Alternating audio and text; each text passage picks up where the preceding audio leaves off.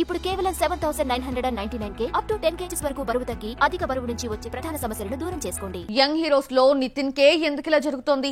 Success track తప్పి చాలా కాలమైంది. మళ్ళీ ఎప్పుడు పట్టాలెక్కుతాడు? వరుసగా డబుల్ హ్యాట్రిక్ ఫ్లాప్స్ దాటేసిన కుర్ర హీరో ఎప్పుడు బౌన్స్ బ్యాక్ అవుతాడు?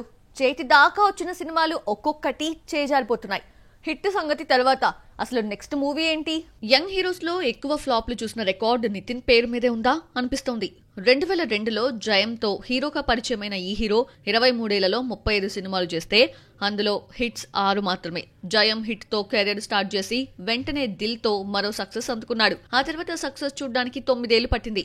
ఈలోగా 15 ఫ్లాపులు చూశాడు నితిన్. ఏ హీరో అయినా 4-5 ఫ్లాపులు పడితే ఫేడ్ అవుట్ అయిపోతాడు. కానీ 16 ఫ్లాపులు చూసిన నితిన్ ఇష్క్, గుండెజారి గల్లంతైందే వంటి వరుస హిట్స్ తో నిలదొక్కున్నాడు. ఆ తర్వాత 3 ఫ్లాపులు ఫేస్ చేసి ఆతో మరోసారి హ్యాట్రిక్ ఫ్లాప్ తర్వాత భీష్మతో సక్సెస్ చూశాడు. నితిన్ ప్రెజెంట్ సిచ్యువేషన్ చూస్తుంటే కెరియర్ మొదట్లో వచ్చిన 15 ఫ్లాప్లే గుర్తుకొస్తుంది. భీష్మ హిట్ తర్వాత ఇంతవరకు మరో సక్సెస్ చూడలేదు. ఈలోగా 7 ఫ్లాప్లు వచ్చాయి. చెక్, రంగ్దే, మాస్ట్రో, మాచల నియోజకవర్గం, ఎక్స్ట్రాడినరీ మ్యాన్, రాబిన్ హుడ్, తమ్ముడు నిరాశపరిచాయి.